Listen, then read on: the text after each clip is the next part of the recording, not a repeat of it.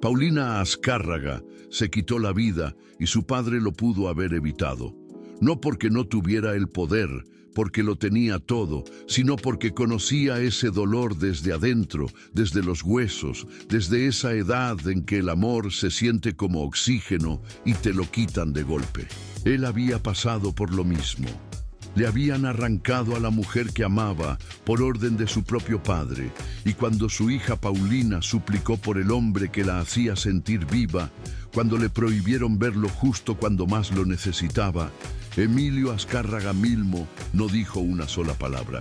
El hombre que controlaba lo que 90 millones de mexicanos pensaban que era real. El hombre que decidía quién existía en este país y quién simplemente desaparecía del mapa. El hombre que acumuló 5.000 millones de dólares en una sola vida. Ese hombre no pudo abrir la boca para defender a su propia hija, y ella encontró otra salida, una de la que no hay regreso. Pero esa no es toda la historia, porque el patrón que mató a Paulina no empezó con ella. Empezó décadas antes de que ella naciera, en las oficinas y los pasillos de un imperio que todavía no existía, con un padre que humillaba a su hijo frente a todos los que lo rodeaban, que lo llamaba por un apodo que dolía más que cualquier golpe, que lo comparaba con otros hombres en voz alta y sin vergüenza, que convirtió a su único hijo varón en un ser hambriento de aprobación para siempre. Y cuando Emilio Azcárraga Milmo finalmente heredó el consorcio mediático más grande del mundo de habla hispana, pasó el resto de su existencia intentando demostrar que su padre estaba equivocado. No lo logró, porque ese hombre, el Tigre, el más poderoso de México, murió solo en un yate de lujo anclado frente a Miami, consumido por un cáncer de páncreas, y su propia hermana se negó a cruzar la puerta para verlo. Esa hermana, Laura, recibió llamadas, recibió mensajes, recibió súplicas de la otra hermana, Carmela, que le rogaba que viajara, que se despidiera, que deja el rencor, aunque fuera por una última vez. Emilio se estaba muriendo. Ve. Laura dijo que no, y no cambió de opinión ni una sola vez. Hoy vas a conocer 4 cosas que nunca te han contado sobre el Tigre Azcárraga. La primera, las palabras exactas que su padre le decía en público, frente a empleados y ejecutivos. Las humillaciones que lo marcaron de por vida. Lo que ese patriarca le hizo al único hijo varón que tuvo. La segunda, lo que realmente ocurrió con su hija Paulina. La verdad que México nunca supo, porque la versión oficial fue construida para ocultar algo mucho más oscuro, y el papel exacto que tuvo el Tigre en esa tragedia. La tercera, la razón de fondo por la que su hermana Laura nunca lo perdonó, por qué se negó a verlo mientras agonizaba, y qué hay detrás de ese silencio que duró décadas.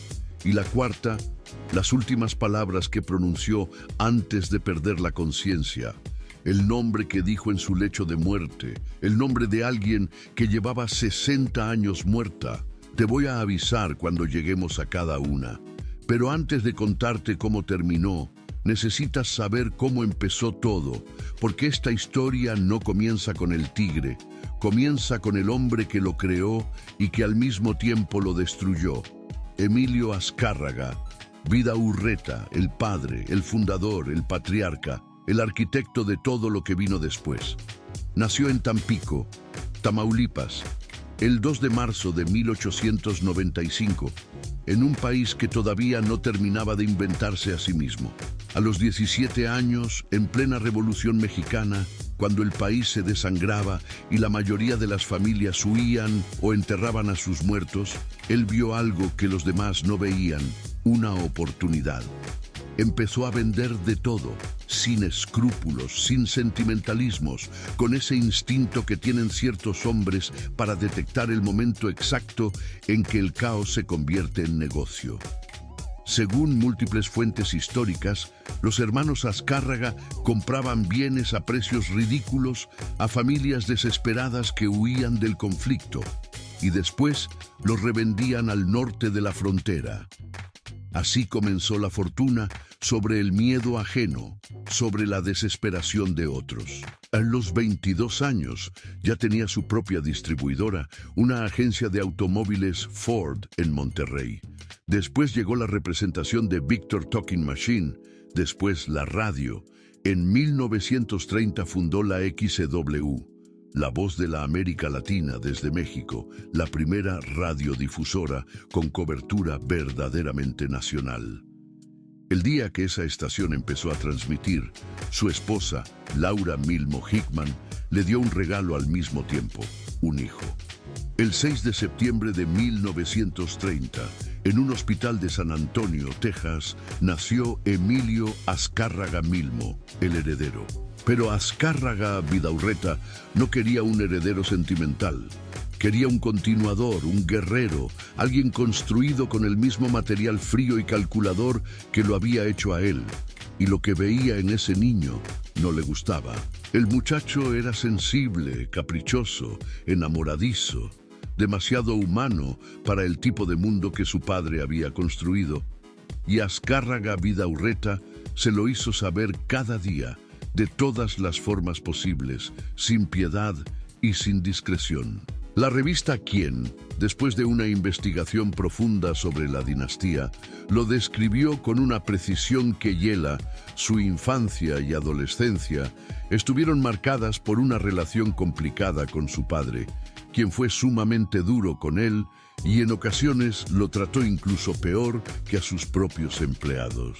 Peor que a sus empleados.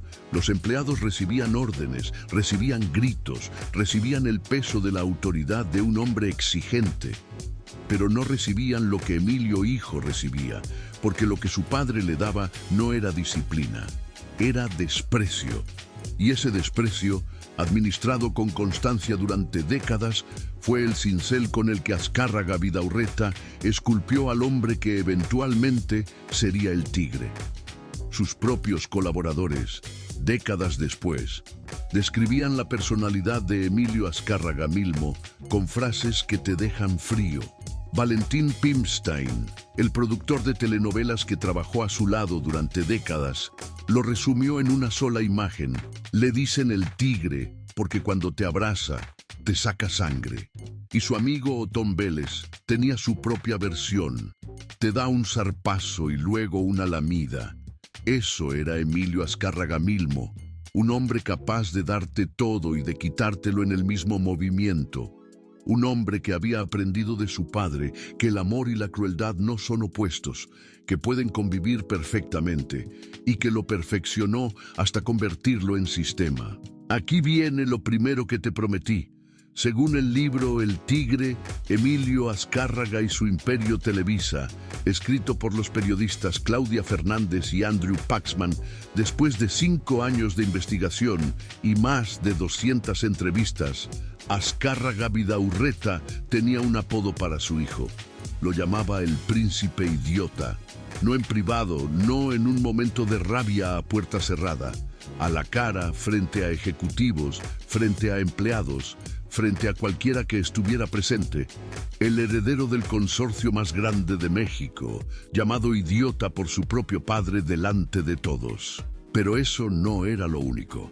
Azcárraga Vidaurreta también comparaba a su hijo constantemente con otro hombre, Fernando Díez Barroso, el esposo de Laura, la hermana mayor de Emilio. Díez Barroso era todo lo que el patriarca hubiera querido en un sucesor.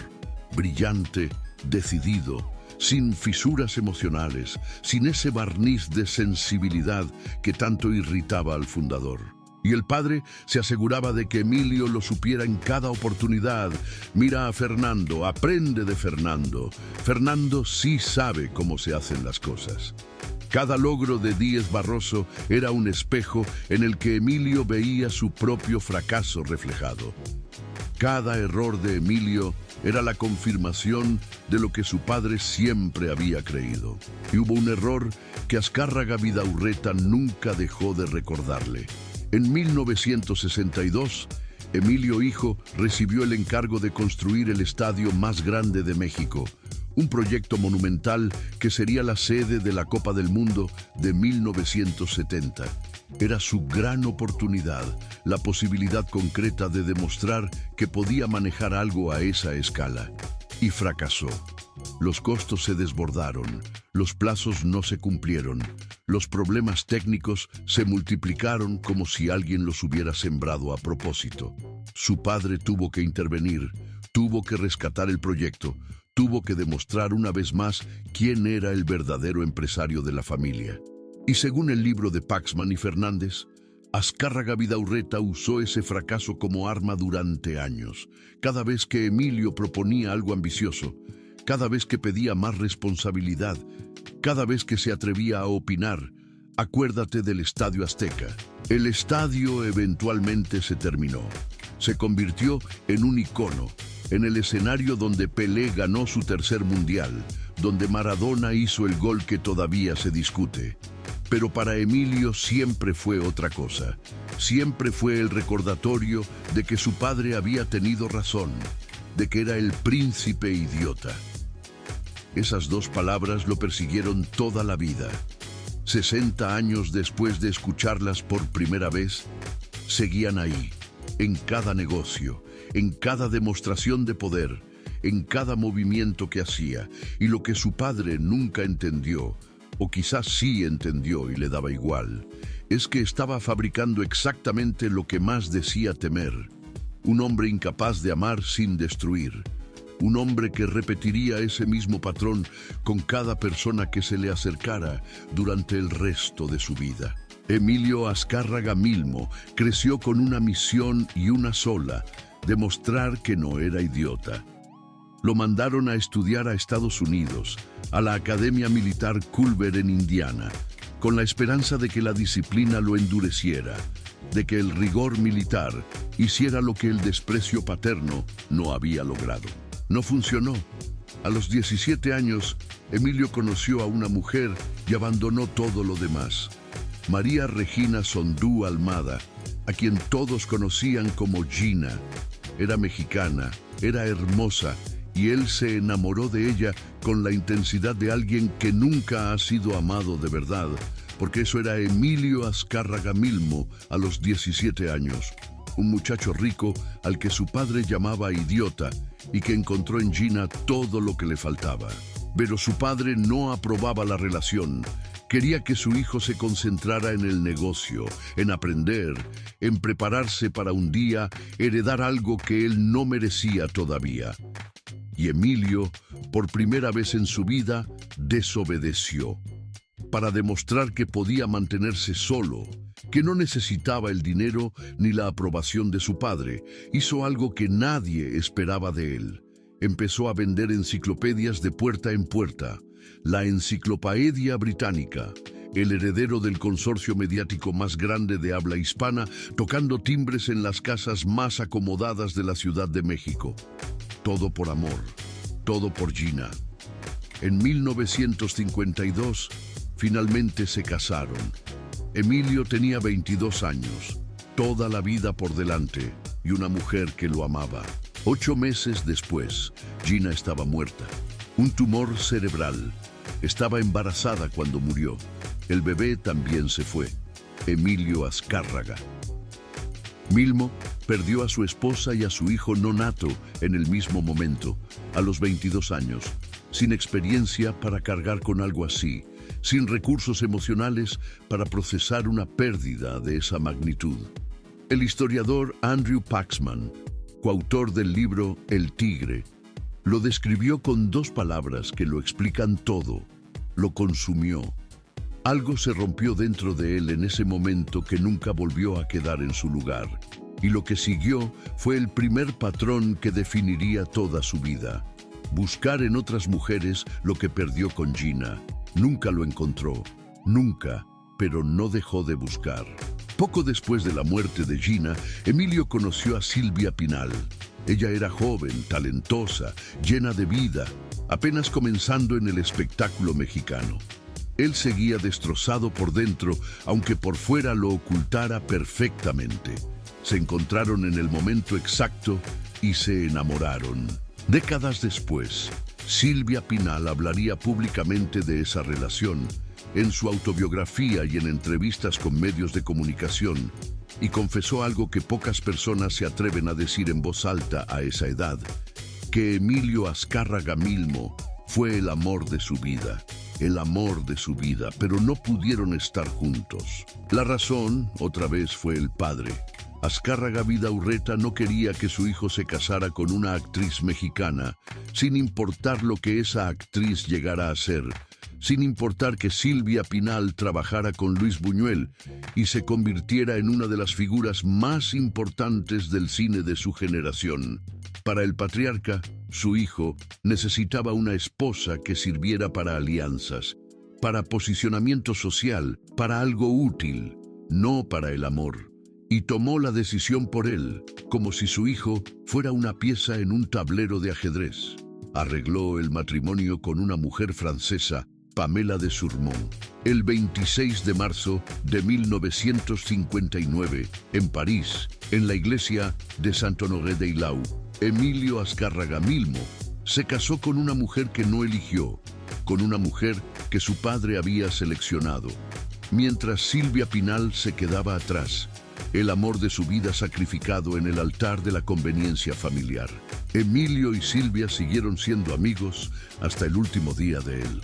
Casi 40 años de amistad, de encontrarse en eventos y en fiestas y en reuniones, de saber los dos exactamente lo que pudieron haber tenido y no tuvieron porque alguien más lo decidió por ellos.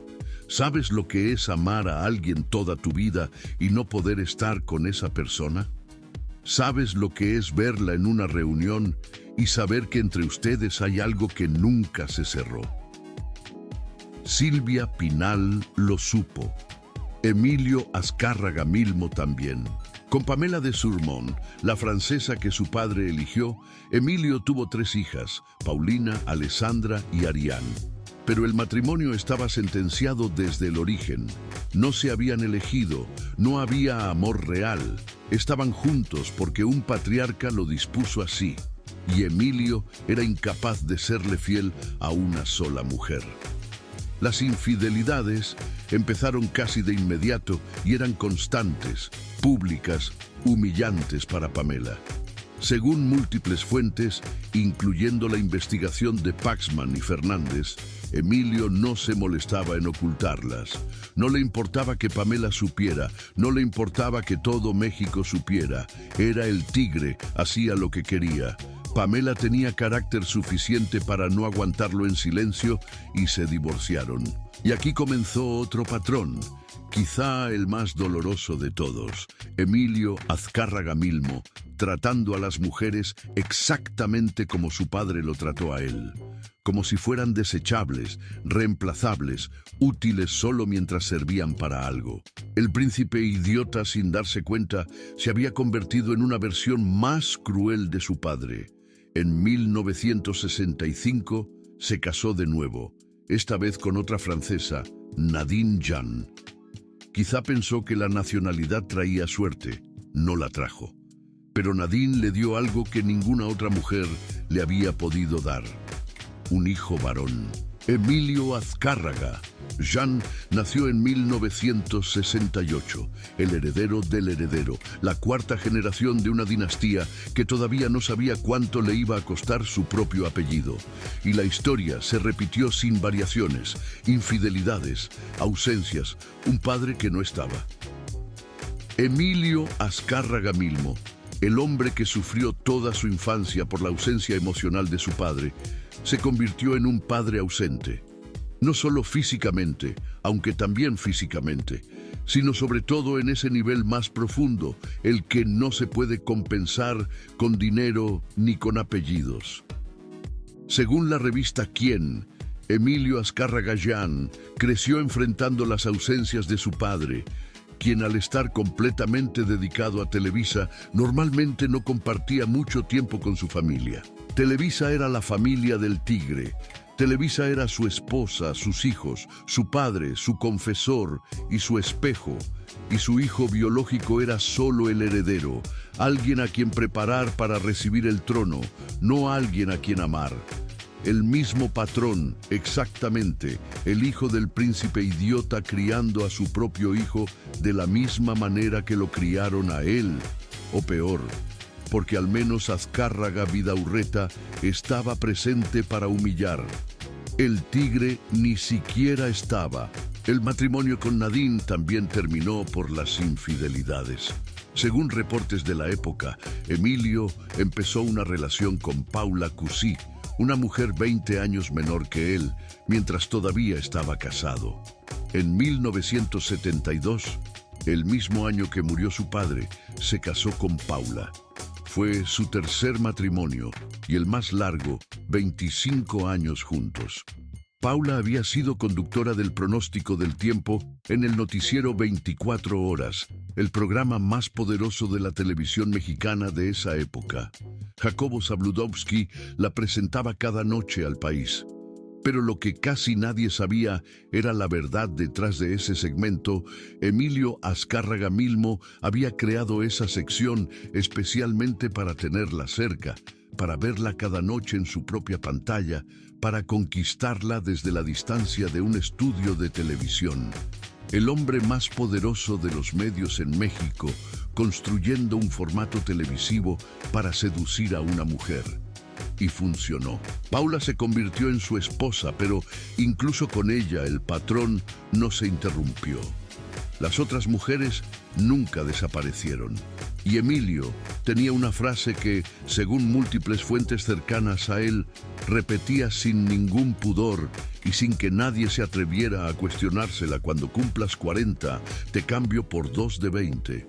No era un chiste, no era una fanfarronada, era una promesa, y las promesas del tigre siempre se cumplían. Pero antes de llegar a ese momento, necesitas entender qué pasó cuando murió su padre, porque ese momento lo cambió todo.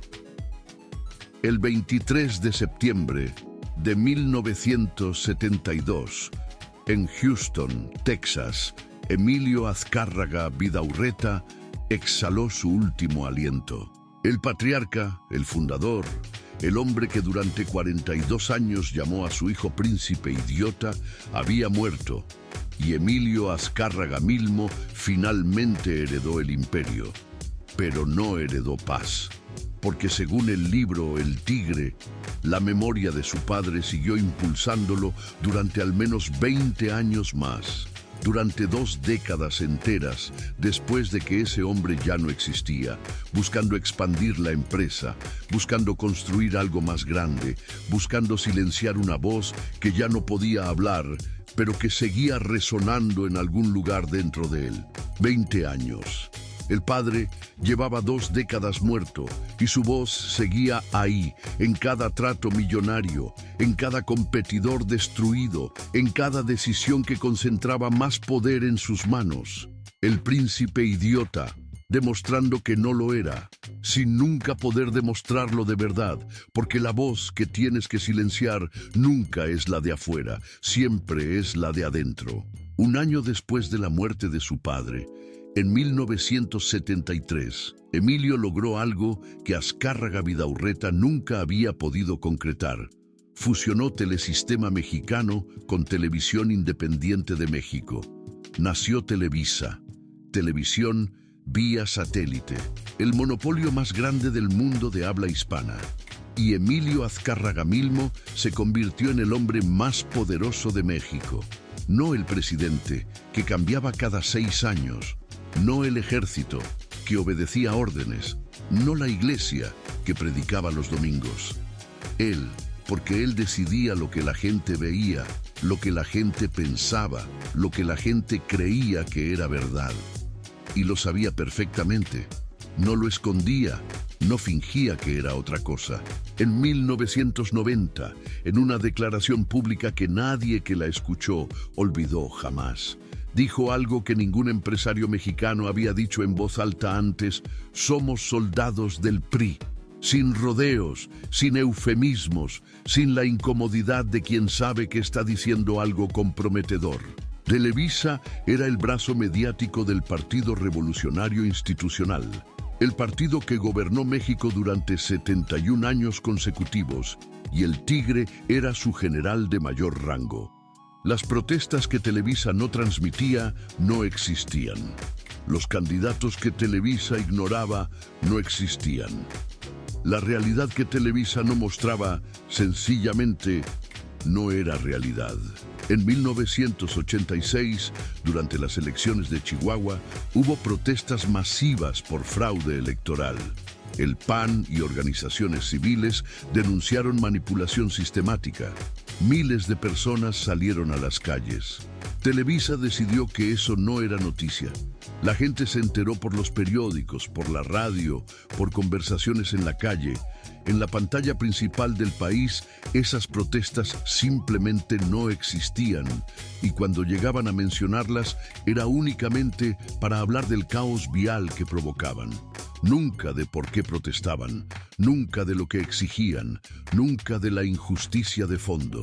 2 años después, llegó la prueba definitiva del poder del Tigre. En 1988, Cuauhtémoc Cárdenas, hijo del general Lázaro Cárdenas, candidato de la izquierda, movilizó a millones de mexicanos.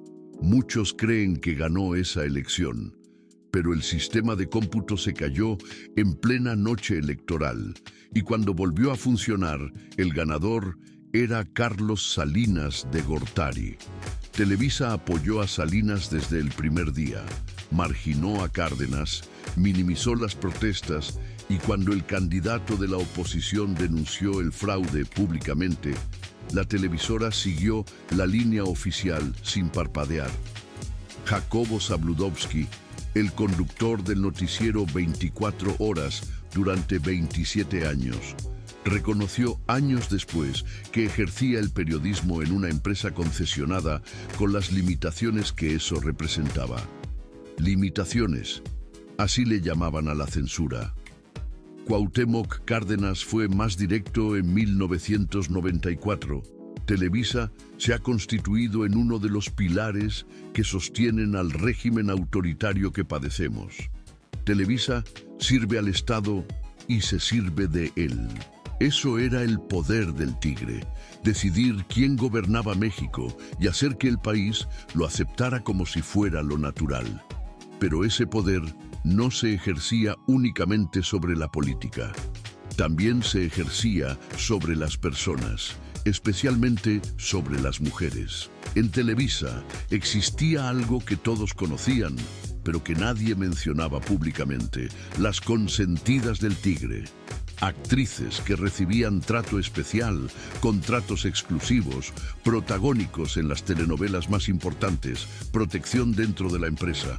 ¿A cambio de qué? Nadie lo decía en voz alta, pero todos lo entendían perfectamente. Verónica Castro fue una de ellas.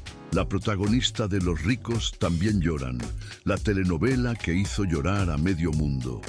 Lucía Méndez también, la estrella de Colorina y el extraño retorno de Diana Salazar. Años después, en una entrevista con la periodista Adela Micha, Lucía Méndez habló con la incomodidad de quien está contando algo que nunca pensó que contaría. De alguna forma no era tan fácil. Era el patrón. Yo era muy jovencita. Me daba miedo. Era imponente.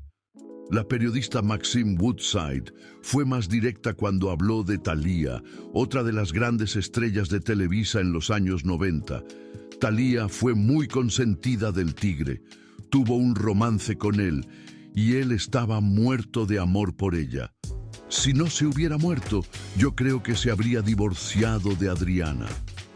Thalía recibió el contrato más caro en la historia de la televisora hasta ese momento para protagonizar María la del barrio. Ella nunca confirmó ni negó nada, pero los rumores la siguieron durante años. El Tigre tenía un sistema donde el talento importaba, pero donde el acceso al hombre más poderoso de la televisión importaba más. Y él lo sabía y lo usaba sin ningún disimulo. Según el libro de Fabricio Mejía Madrid, Nación TV, el Tigre tenía frases que definían con precisión cómo veía a las personas que trabajaban para él. Los artistas son ambiciosos por naturaleza, por eso la única forma de tratarlos es como sirvientas. Eso decía el hombre que creaba estrellas. Eso pensaba de las personas que lo enriquecieron. Otra frase que se le atribuye: yo hago a los cantantes de América Latina, no para que sean los mejores, sino para que sean los únicos. No quería talento, quería control total sobre quién existía y quién no. Y una más, quizá la más reveladora de todas: la radio es mi esposa, para ella nada. La televisión es mi amante, para ella todo, hasta lo que no me pida. Así funcionaba su cabeza, todo como propiedad, todo como recurso. La radio, la televisión, las mujeres, los artistas, todo era suyo para dar y quitar según le pareciera en ese momento. Y el poder siempre cobra un precio, y ese precio siempre se paga con la familia, siempre. En 1980, mientras el Tigre consolidaba su monopolio y se acercaba a la cima definitiva, algo ocurrió que México no supo durante décadas. Aquí viene lo segundo que te prometí, y necesito que pongas atención porque lo que viene es la parte de esta historia que más duele entender. Paulina Azcárraga, la hija de Emilio y Pamela de Surmont, una de las 3 hijas de ese matrimonio que nunca debió haberse formado. Adolescente, joven, con toda la vida frente a ella. A principios de los años 80, Paulina murió. La versión oficial fue un ataque de asma. Eso es lo que se publicó. Eso es lo que la familia comunicó. Eso es lo que México creyó durante años. Un ataque de asma, una tragedia inesperada, el tipo de accidente cruel que no tiene explicación. Fin de la historia. Siguiente página. Pero no era verdad. Según el libro El Tigre de Claudia Fernández y Andrew Paxman, basado en testimonios directos de personas que conocían a Azcárraga Milmo, la realidad fue completamente diferente. Paulina estaba enamorada de un joven italiano, profunda y desesperadamente enamorada, con ese tipo de amor que solo se siente cuando eres joven y crees con toda sinceridad que el mundo no tiene sentido sin esa persona. Pero su madre, Pamela de Surmont, le prohibió verlo. No sabemos exactamente la razón. Quizá no le gustaba el muchacho, quizá tenía otros planes para su hija. Quizá simplemente quería controlar su vida de la misma manera que Azcárraga Vidaurreta controló la vida de su hijo. El patrón, siempre el mismo patrón, repitiéndose con una exactitud que asusta. A Emilio le prohibieron estar con Silvia Pinal. A Paulina le prohibieron estar con su italiano, generación tras generación. La misma historia con distintos protagonistas. Pero Paulina no era su padre. Ella no se resignó. No aceptó un matrimonio arreglado con alguien que no amaba. No dobló la cabeza. No siguió adelante como si nada. Ella tomó otra decisión. Según el libro de Paxman y Fernández, en lo que pareció un pacto suicida, Paulina se quitó la vida con una sobredosis. De alguna forma, el joven italiano sobrevivió a su propia sobredosis y pudo relatar lo que había ocurrido. Paulina y su novio decidieron quitarse la vida juntos. Ella lo logró. Él sobrevivió y pudo contar la verdad. La hija del Tigre Azcárraga no murió de un ataque de asma. Se quitó la vida porque le prohibieron amar a la persona que amaba. Tenía toda la vida por delante. Era joven, tenía el apellido más poderoso de México. Tenía acceso a todo lo que el dinero y la influencia pueden ofrecer. Y nada de eso importó, porque lo único que quería, lo único que le daba sentido a levantarse cada mañana, se lo habían arrebatado. Su madre decidió que ese italiano no era para ella. Igual que el padre de Emilio decidió que Silvia Pinal no era para él. Igual que el poder siempre termina decidiendo sobre el amor, como si el amor fuera un activo más que administrar. Y Paulina, a diferencia de su padre, no aceptó. No encontró en otro matrimonio arreglado la forma de seguir adelante. Eligió otra salida. Pero aquí está lo que nadie dice, lo que conecta esta tragedia directamente con el Tigre y que es lo más difícil de digerir Emilio Azcárraga Milmo sabía exactamente lo que su hija estaba sintiendo. No lo intuía, no lo imaginaba, lo sabía desde adentro, desde la experiencia propia. A él le quitaron a Silvia Pinal, el amor de su vida, por la decisión unilateral de su padre, y vivió con ese dolor durante 40 años. Él sabía lo que era perder a la persona que amas, porque alguien más considera que no te la mereces. Y cuando Pamela le prohibió a su hija ver al joven italiano, Emilio pudo haber intervenido. Pudo haber dicho: yo sé lo que es esto, yo sé lo que se siente, déjala ser feliz. Pudo haber roto el patrón, pudo haber sido el primer hombre de esa estirpe en interrumpir el ciclo. No lo hizo. Se quedó callado, igual que todos se quedaron callados cuando su padre lo humillaba, igual que él se quedó callado cuando le arrebataron a Silvia. El silencio, siempre el mismo silencio, pasando de generación en generación como si fuera una herencia más. Y ese silencio mató a Paulina. No solo la prohibición de su madre, sino el silencio de su padre. El hombre que controlaba lo que 90 millones de personas veían y pensaban y creían, ese hombre que no pudo abrir la boca para defender a su propia hija cuando ella más lo necesitó. Eso es lo que el tigre nunca se perdonó. Eso es lo que cargó hasta la tumba. Emilio Azcárraga Milmo recibió la noticia y viajó a donde estaba el cuerpo de su hija, y en ese viaje tuvo que enfrentarse a una verdad sin escapatoria. Él pudo haberlo evitado. Él sabía exactamente ese dolor y no hizo nada. Según el libro El Tigre, siendo un hombre muy privado, inclinado a guardar secretos de manera casi compulsiva, casi nadie se enteró del torbellino que se suscitó en su interior al ocurrir la segunda gran tragedia de su vida. La segunda gran tragedia. La primera había sido Gina, la esposa que murió a los 8 meses de casados. La segunda fue Paulina, su propia hija. Y Emilio hizo lo que siempre hacía, lo que su padre le había enseñado, sin proponérselo callar, seguir adelante, no mostrar nada que pudiera leerse como debilidad. Regresó a México sin decirle nada a sus ejecutivos. Siguió trabajando exactamente como si nada hubiera pasado, porque eso era lo que hacían los hombres como él.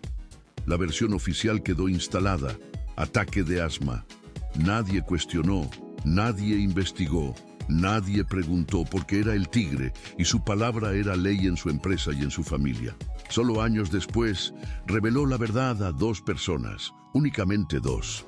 El abad de la Basílica de Guadalupe, Guillermo Schulenburg, y Miguel Alemán Velasco, hijo del expresidente y uno de sus socios más cercanos. Nadie más. El dueño de Televisa, el que decidía qué existía y qué no existía como noticia, guardó el secreto más oscuro de su vida hasta que ya no pudo seguir cargándolo solo. Su hija se había quitado la vida porque le prohibieron amar, exactamente como a él le prohibieron amar a Silvia Pinal. El patrón no solo se repetía, el patrón mataba. Quizás tú también conoces lo que es guardar un dolor que no se puede contar, algo que pasó en tu familia que nunca se habló, algo que se enterró bajo una versión oficial que todos aceptaron, aunque todos supieran que no era verdad. Emilio Azcárraga Milmo cargó con ese secreto durante los 17 años que le quedaban de vida. Y siguió adelante, porque eso es lo que hacen los hombres que fueron criados de esa manera. Siguen adelante, destruyen, construyen, acumulan y nunca se detienen a ver los escombros que van dejando. Para 1993, Emilio Azcárraga Milmo llegó a la cima que su padre nunca alcanzó. La revista Forbes lo confirmó de manera oficial. Era el hombre más rico de América Latina, con $5.000 millones, más que Carlos Slim en ese momento, más que cualquier otro empresario del continente. El príncipe idiota había llegado más lejos que su padre, mucho más lejos, y se aseguró de que todo México lo supiera. Tenía 4 canales de televisión de cobertura nacional. Tenía la editorial de revistas en español más grande del mundo. Tenía estudios de producción que exportaban telenovelas a más de 100 países. Tenía los equipos de fútbol América y Necaxa. Tenía el Estadio Azteca, el mismo que casi lo destruyó décadas atrás y que terminó siendo el símbolo más reconocible de su poder. Tenía Univisión en Estados Unidos, la cadena en español más importante del país vecino.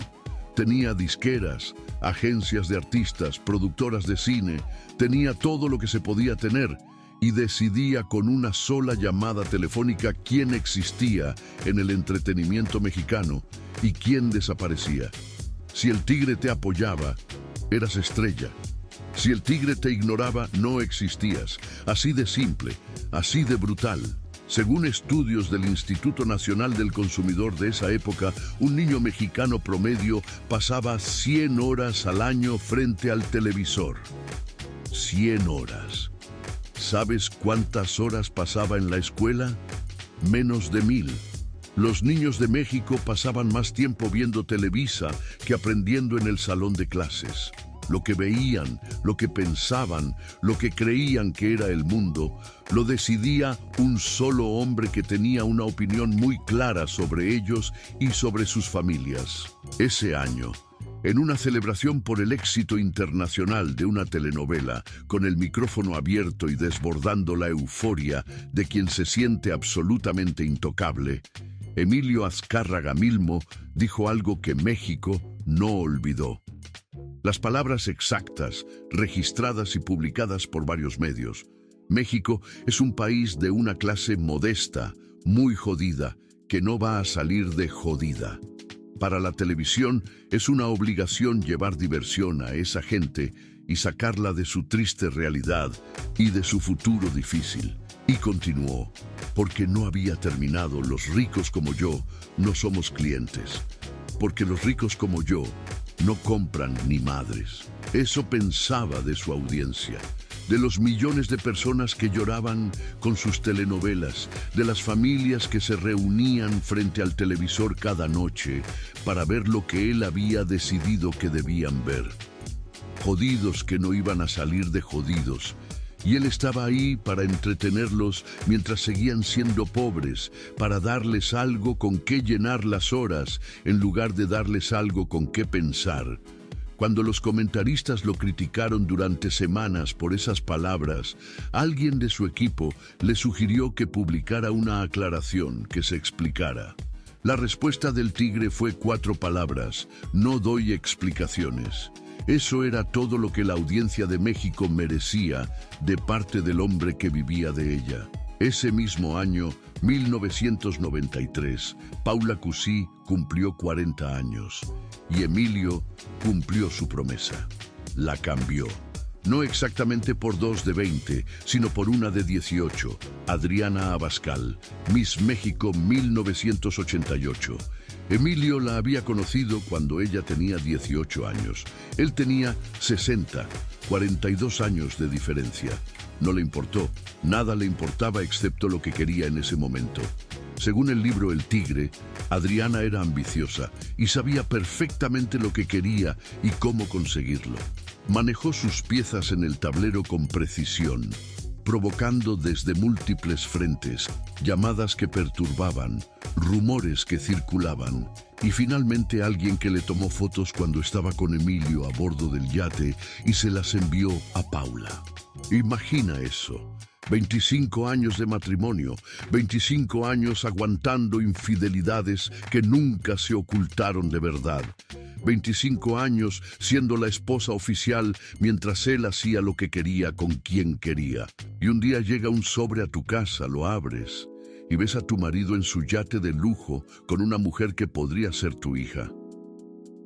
Una semana antes de la Navidad de 1993, después de 25 años, Paula dejó a Emilio. el tigre nunca se casó con Adriana, pero ella estuvo a su lado hasta el final. Y mientras destruía ese matrimonio, Emilio también destruía la relación quizás más irreparable de todas.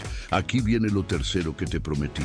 Laura Azcárraga Milmo, la mayor de los tres hermanos, la favorita histórica de su padre, la que se casó con Fernando Díez Barroso, el hombre que Azcárraga Vidaurreta ponía siempre como ejemplo de lo que su hijo nunca sería. Cuando el patriarca murió en 1972, dividió las acciones de Telesistema Mexicano entre sus tres hijos en partes iguales: Laura, Carmela, Emilio. Emilio quedó con el control operativo porque era el varón y así funcionaban esas familias. Pero Laura tenía acciones, muchas acciones, y Emilio las quería todas porque para el tigre el control parcial nunca era suficiente. En 1993, el mismo año en que dejó a Paula, el mismo año en que declaró que México era un país de jodidos, Emilio acordó comprarle las acciones a su hermana. El precio acordado fue de $1.200 millones. Pero no tenía ese dinero en efectivo, así que se endeudó y empezó a pagar en cuotas. Al principio todo marchaba, pero los pagos se fueron retrasando, los intereses se acumularon, y la deuda, que empezó siendo de 600 millones, creció hasta convertirse en 10 veces esa cifra. Lo que había comenzado como un acuerdo entre hermanos se transformó en una guerra que no iba a tener ganadores. Según la revista Quién, una deuda de dinero entre ellos provocó una fractura que nunca más cerró. Nunca más. Esas palabras son importantes en su peso exacto. Nunca más. Pero el dinero era solo la superficie. La razón más profunda venía de mucho antes, de cosas que no se podían cuantificar. Fernando Díez Barroso, el esposo de Laura, el favorito de Azcárraga Vidaurreta, murió el 12 de noviembre de 1965. Un accidente aéreo. Viajaba a una reunión en Acapulco. El avión privado despegó y uno de los motores falló. Los pilotos intentaron un aterrizaje forzoso sobre el lago de Texcoco. Todos murieron. Fernando Díez Barroso tenía 38 años y su muerte cambió el curso de todo, porque si él hubiera vivido, muy probablemente habría sido él quien heredara el control de Telesistema Mexicano. Era el favorito, era el que Azcárraga Vidaurreta respetaba, el que consideraba a la altura de lo que requería el imperio. Pero murió y el camino quedó despejado para el príncipe idiota. Emilio Azcárraga Milmo solo pudo heredar porque el hombre que su padre realmente quería ya no estaba. Laura nunca olvidó eso. Nunca olvidó que su hermano construyó su fortuna en gran medida sobre la historia de un hombre que ya no podía reclamar nada. Y cuando los pagos empezaron a atrasarse, cuando la deuda se multiplicó, cuando se acumuló una vida entera de promesas rotas y decisiones que la dejaron fuera de los círculos de poder, a pesar de ser heredera legítima, todo ese resentimiento encontró su forma definitiva. No era solo el dinero, era cómo la trataba en las reuniones. Era cómo ignoraba sus opiniones. Era cómo hacía negocios con ella como si fuera una extraña en lugar de su hermana. Era toda una vida de ser tratada como menos. Era ver a su hermano convertirse exactamente en lo que su padre fue. El mismo patrón replicándose sin que nadie pudiera detenerlo. En 1996, la vida de Emilio Azcárraga Milmo cambió de una forma que no tenía vuelta atrás. Le diagnosticaron cáncer de páncreas. Tenía 66 años y sabía que el tiempo que le quedaba se medía en meses, no en años. Lo que siguió fue un periodo de agonía que no le impidió seguir siendo exactamente quien había sido siempre. Según el libro El Tigre, en sus últimos meses de vida, continuaba enfrascado en batallar con sus banqueros y con su hermana Laura por las deudas pendientes. Viajaba de un lado para otro manteniendo la apariencia de control, y robaba tiempo a Adriana para estar con Paula Cusí, la esposa que había dejado 3 años antes y a quien seguía visitando en secreto mientras se moría. Y eso otra vez, en sus últimos meses de vida, muriendo de cáncer de páncreas, seguía peleando por dinero con su hermana y seguía dividido entre 2 mujeres. Adriana, la joven que lo acompañaba en público; Paula, la que había dejado con unas fotos en un sobre y a quien buscaba en secreto porque quizás la extrañaba o quizás se arrepentía o quizás simplemente quería lo que ya no podía tener, que era exactamente cómo había funcionado toda su vida. El tigre muriendo como vivió, sin poder elegir, sin poder quedarse con una sola cosa, queriendo todo al mismo tiempo y perdiendo todo simultáneamente. Sus últimas semanas fueron un deterioro constante. El hombre que pesaba más de 100 kilos, el que llenaba cualquier habitación con su presencia antes de cruzar el umbral, el que hacía temblar a sus empleados con solo mirarlo. Ese hombre se fue consumiendo. Perdió 40 kilos en sus últimos meses. La ictericia le puso la piel amarilla. El dolor era permanente, pero seguía llamando a sus ejecutivos, seguía peleando por las deudas, seguía dividido entre Adriana y Paula, seguía sin poder soltar nada de lo que lo había definido, ni el poder, ni el dinero, ni las mujeres, ni el rencor. Todo lo que fue en vida lo acompañó hasta las últimas horas. El 3 de marzo de 1997, Emilio Azcárraga Milmo apareció en el noticiero 24 horas. El mismo noticiero donde Paula había dado el pronóstico del tiempo durante años. Apareció en un video pregrabado, visiblemente disminuido, flaco, pálido, irreconocible para quienes lo habían visto en su apogeo. Ya no era el tigre, era un hombre muriendo, y todo México lo vio al mismo tiempo. Anunció su retiro de la presidencia de Televisa, dejaba el mando a su hijo Emilio Azcárraga Gian y a Guillermo Cañedo White, el muchacho de 29 años que había crecido sin la presencia de su padre, sin que nadie le explicara en términos humanos lo que significaba ese apellido. Ahora tenía que cargar con un imperio y con todas sus deudas, porque el tigre no solo dejaba Televisa, dejaba $400 millones en deudas bancarias. Dejaba la deuda con su hermana Laura, que seguía creciendo con intereses. Dejaba una familia destrozada. Dejaba un testamento que encendería una guerra que llevaría años a apagarse. Un mes después del anuncio, Carmela Azcárraga Milmo, la hermana del medio, la conciliadora, la que siempre había tratado de mantener alguna cohesión en esa familia que se desarmaba, intentó algo que sabía que era difícil. Sabía que Emilio se estaba muriendo en su yate en Miami y sabía que Laura no le había hablado en años. Así que le pidió a Laura que viajara a Miami, que fuera a ver a su hermano, que se despidiera de él antes de que fuera demasiado tarde, que dejara atrás el rencor, aunque fuera por una vez, aunque fuera por última vez. Laura dijo que no. Carmela insistió. Laura dijo que no de nuevo. Según la revista Quién, Carmela trató de interceder con Laura para que viajara a Miami a despedirse, pero todo intento fue inútil. Laura no perdonó a su hermano, no lo fue a ver, no lo volvió a ver nunca más. El hombre más poderoso de México, $5,000 millones, 90 millones de televidentes, soldado declarado del partido que gobernó el país durante 71 años, capaz de decidir quién gobernaba y quién perdía, y su propia hermana no quiso verlo antes de que muriera. Eso es lo que el poder te compra, eso es lo que el dinero te da cuando lo has usado durante décadas para destruir en lugar de construir. Una muerte en un yate de lujo, solo. El 16 de abril de 1997, a las afueras de Miami, Florida, Emilio Azcárraga Milmo murió a bordo de su yate Eco, el mismo yate que había usado para conquistar a Adriana, el mismo donde alguien tomó las fotos que destruyeron su matrimonio con Paula, ahora el lugar donde todo terminaba. Adriana Abascal estaba con él. Su hermana Laura no estaba.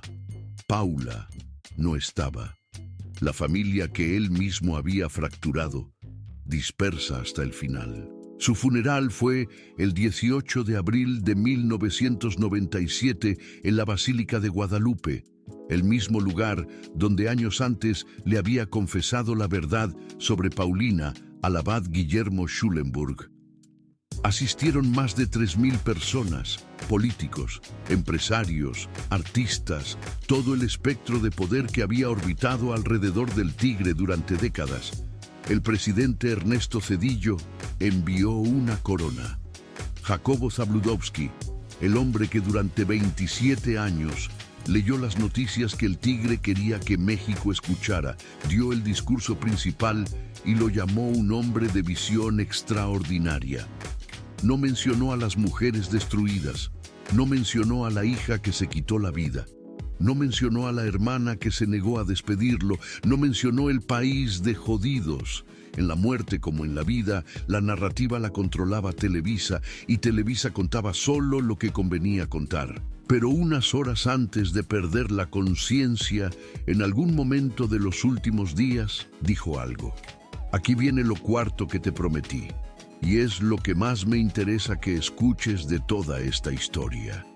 Según el libro El Tigre, en sus últimos momentos de lucidez, Emilio le dijo algo a su hermana Carmela, no a Adriana, la mujer que estaba a su lado oficialmente. No sobre Televisa ni sobre el imperio que había construido, no sobre los 5.000 millones que había acumulado, no sobre los presidentes que había ayudado a elegir, sobre una mujer.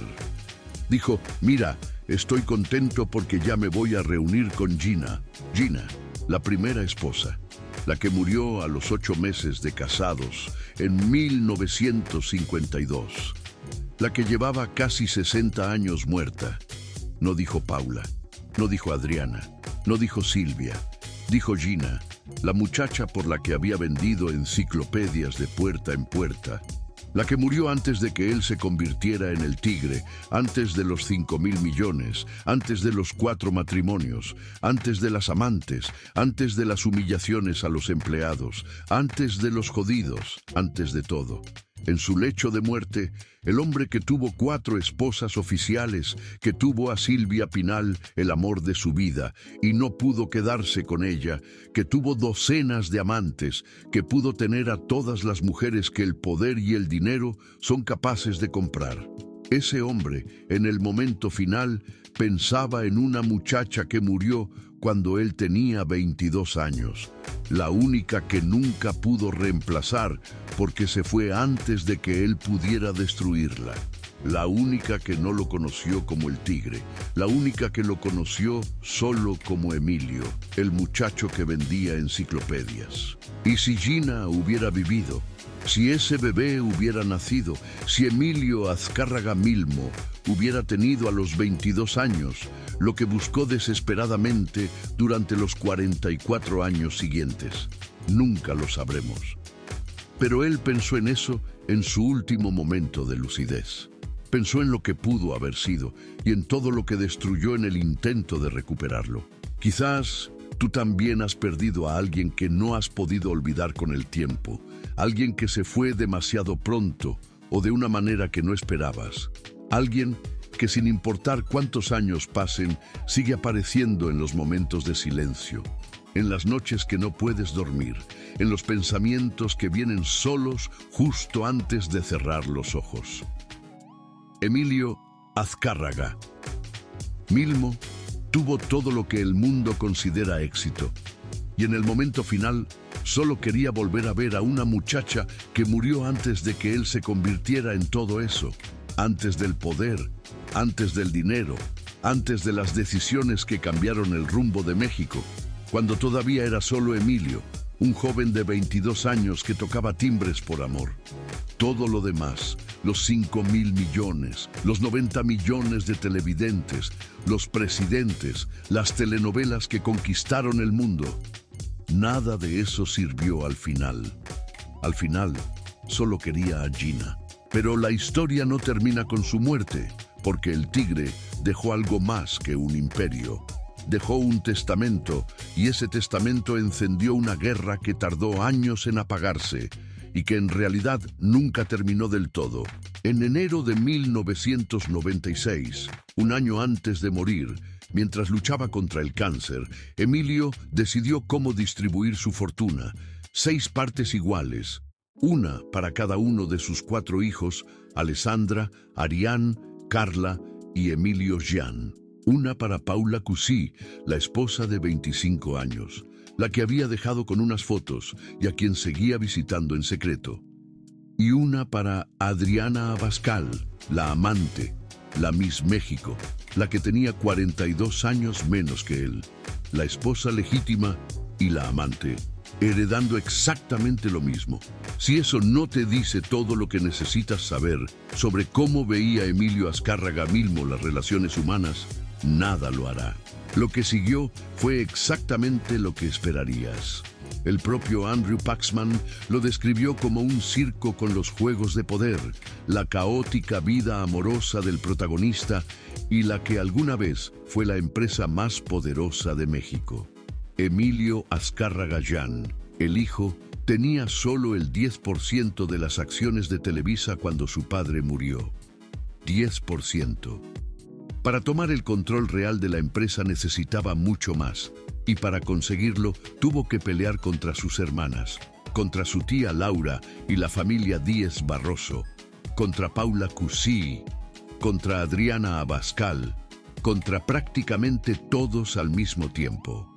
Según documentos judiciales publicados por la revista Proceso en 2011, mediante estratagemas jurídicas y financieras de dudosa legalidad, Emilio Azcárraga Jan pasó de tener el 10 al 50.3% de las acciones de Grupo Televisa en 3 años, sin que terminara el proceso formal de reparto de herencia.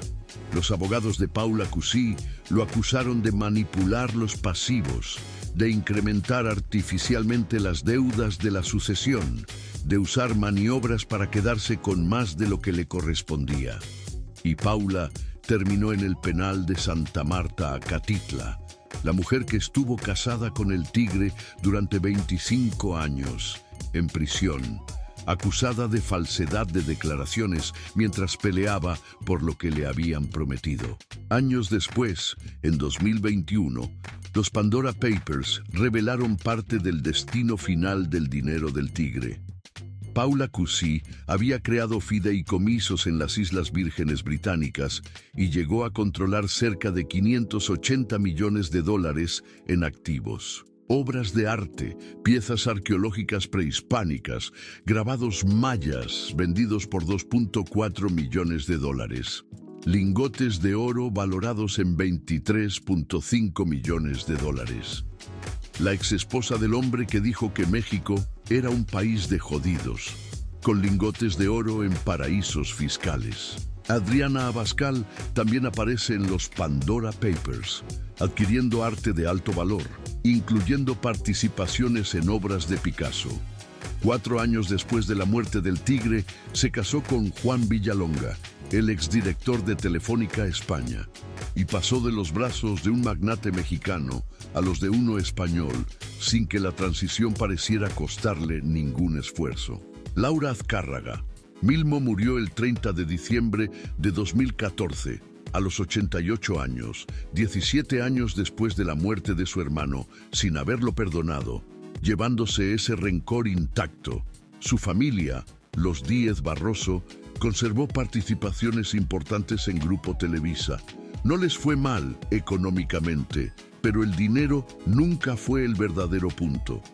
El punto era que su hermano la había tratado durante décadas como su padre los trató a todos, y ella decidió que eso no merecía perdón. Ni siquiera cuando él estaba muriendo, ni siquiera cuando Carmela le rogó en persona y por teléfono. Nunca. Carmela, la hermana del medio, la conciliadora de la familia, murió en febrero de 2020 a los 91 años, dejando una fortuna que generó una de las controversias fiscales más grandes de los últimos años.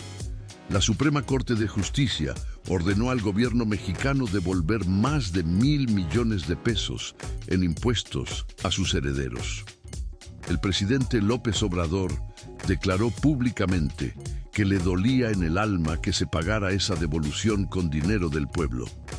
Los Azcárraga siguen siendo los Azcárraga casi 30 años después de que el tigre murió. Y Emilio Azcárraga Llán, el hijo que creció sin padre presente, el heredero que tuvo que pelear contra toda su familia para quedarse con el trono, logró algo que nadie esperaba de él. Sacó a Televisa de la crisis inmediata, pagó deudas, modernizó la empresa. Según sus propias palabras, Televisa me quitó a mi padre y Televisa me lo devolvió. Lo entendió de una manera que quizás su padre nunca quiso entender, que la empresa era la verdadera familia del tigre y que ahora esa empresa era suya. Bajo su mando, Televisa cambió. Se fusionó con Univisión, perdió audiencia ante Netflix y las plataformas de streaming que no existían cuando su padre decidía qué merecían ver los jodidos de México. El rating cayó. Las telenovelas dejaron de dominar como antes. La gente dejó de ver televisión de la manera en que la veía cuando un solo hombre controlaba lo que entraba por la pantalla. Y quizás eso es justicia poética en su forma más silenciosa.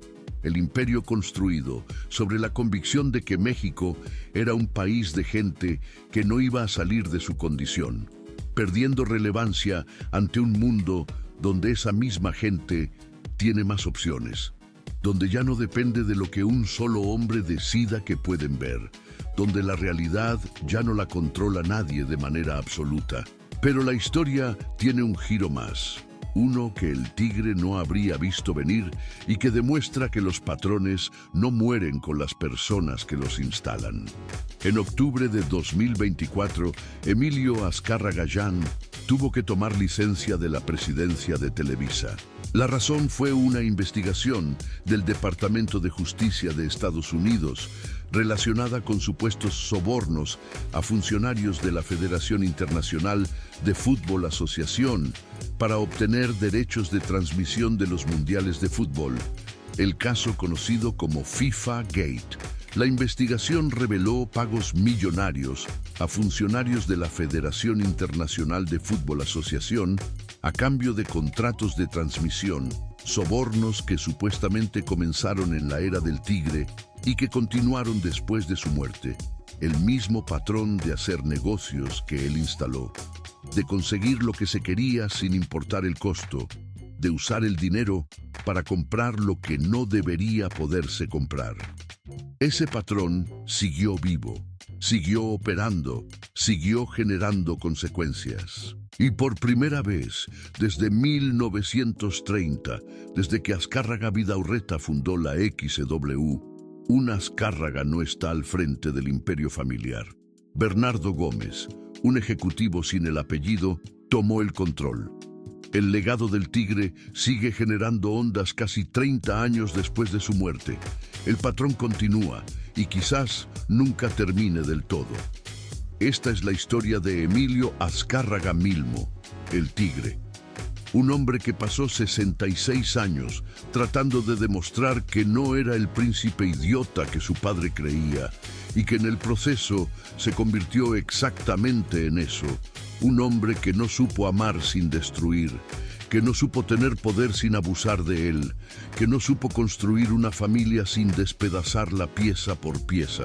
Su padre lo llamó idiota y él respondió acumulando $5,000 millones, controlando lo que 90 millones de personas veían cada día, declarándose soldado de un partido político, diciendo que México era un país de jodidos, cambiando esposas como quien cambia de automóvil, cumpliendo sus promesas de cambiar a la mujer de 40 por alguien más joven, encubriendo la muerte de su propia hija con una versión oficial que México creyó durante años, peleando con su hermana hasta que ella se negó a despedirlo mientras se moría de cáncer, y muriendo solo en un yate de lujo frente a Miami, pensando en una mujer que llevaba 60 años enterrada. Al final, quizás su padre tenía razón. No porque Emilio fuera tonto para los negocios, que no lo era, sino porque era profundamente incapaz para lo único que realmente importa, para amar, para ser amado, para dejar algo más que dinero, poder y rencor. Su hermana no fue a verlo. Su hija se quitó la vida. Su último pensamiento fue sobre la única mujer a quien no tuvo tiempo de perder. Eso es lo que queda del Tigre, un yate vacío en Miami. Una familia que siguió peleando por su dinero durante años. Y la voz de un padre que desde la tumba siguió teniendo razón. El príncipe idiota. Emilio Azcárraga Vidaurreta murió en 1972 pensando que su hijo era un idiota. Y Emilio Azcárraga Milmo pasó los 25 años siguientes demostrando que podía ser más grande, más rico, más poderoso que él. Lo logró. Pero en el proceso perdió todo lo que importaba de verdad. A Gina la perdió por la muerte. A Silvia Pinal la perdió por la voluntad de su padre. A Pamela la perdió por sus propias infidelidades. A Nadine por las mismas razones. A Paula la cambió por una Miss México. A Paulina la perdió por el mismo patrón que había destruido su propia vida. A Laura la perdió por el dinero y el orgullo. Y asimismo lo perdió mucho antes, quizás cuando su padre lo llamó idiota por primera vez delante de todos, quizás cuando Gina murió, quizás antes de que él pudiera hacer algo al respecto, porque el patrón estaba escrito antes de que él naciera. Y ahora el patrón continúa en sus hijos, en sus nietos, en la empresa que construyó, en las familias que